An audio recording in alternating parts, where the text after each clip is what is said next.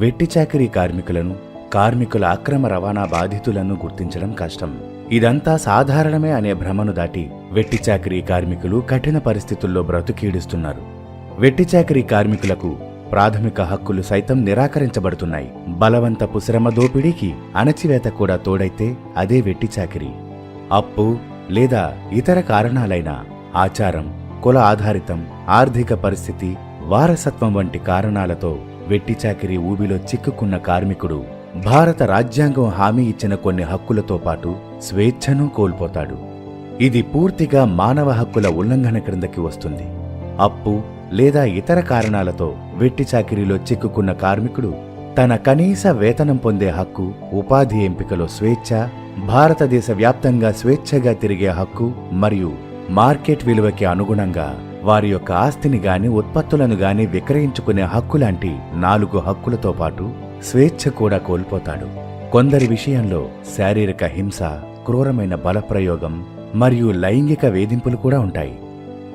ఇటుక బట్టీలు, రాతి క్వారీలు, ఆక్వా లేదా సీ ఫుడ్ కల్చర్ మరియు ప్రాసెసింగ్ యూనిట్లు, దుస్తుల పరిశ్రమలు, వ్యవసాయం, కలప కోత, రైస్ మిల్లులు, బీడీ పరిశ్రమ, మిఠాయి యూనిట్లు, మేకల పెంపకం, బాతుల పెంపకం మరియు కోళ్ల ఫారాలు లాంటి వాటిలో వెట్టిచాకిరీ వ్యవస్థ లేదా వెట్టిచాకిరీ కార్మికులను చూడవచ్చు.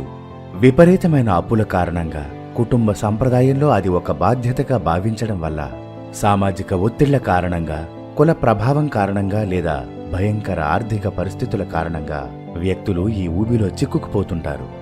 జిల్లా అడ్మినిస్ట్రేషన్లు వారి అధికార పరిధిలో ఈ పద్ధతిని నిర్మూలించడంలో వెట్టిచాకిరీ వ్యవస్థ నిర్మూలనా చట్టం 1976 BLSA అధికారం ఇస్తుంది. వెట్టిచాకిరీ నిర్మూలన కోసం మరియు వెట్టిచాకిరీ నిర్మూలనా చట్టం అమలు పర్యవేక్షించడం కోసం జిల్లా మరియు సబ్ డివిజన్ స్థాయిల్లో విజిలెన్స్ కమిటీలు ఏర్పాటు చేయబడ్డాయి.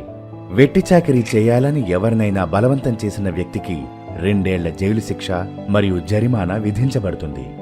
ఐపీసీలోని సెక్షన్ 370 ప్రకారం ఎవరైతే దోపిడీకి పాల్పడే ఉద్దేశంతో వ్యక్తులను నియమించడం గాని, రవాణా చేయటం గాని, బంధించి ఉంచడం గాని, స్థాన మార్పిడి చేయటం లేదా తీసుకురావడం కోసం బెదిరింపులకు పాల్పడడం లేదా బలప్రయోగం చేయటం లేదా ఏదైనా ఇతర రూపాల్లో బలవంత పెట్టడం లేదా అపహరించడం లేదా మోసం లేదా ఏమార్చడం ద్వారా లేదా అధికార దుర్వినియోగం ద్వారా లేదా డబ్బు లేదా ప్రయోజనాలు ఇవ్వడం లేదా స్వీకరించడం ద్వారా, ప్రలోభ పెట్టడం ద్వారా వ్యక్తులను నియమించుకుని వారిని రవాణా చేయటం, ఆశ్రయం ఇవ్వటం, బదిలీ చేయటం లేదా తీసుకురావడం లాంటివన్నీ మానవ అక్రమ రవాణా నేరం క్రిందకే వస్తాయి.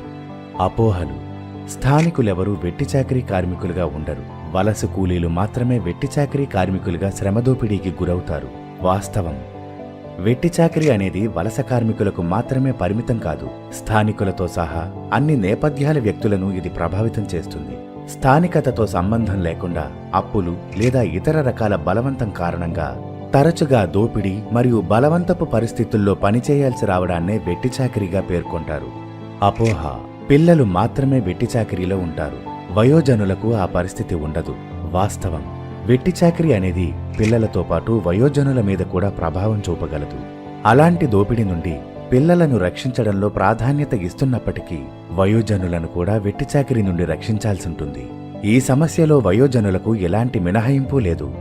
వెట్టిచాకిరీ నిర్మూలనా ప్రయత్నాలనేవి వ్యక్తుల వయస్సుతో సంబంధం లేకుండా ఆ పరిస్థితుల్లో చిక్కుకున్న అందరికీ విస్తరించాలి.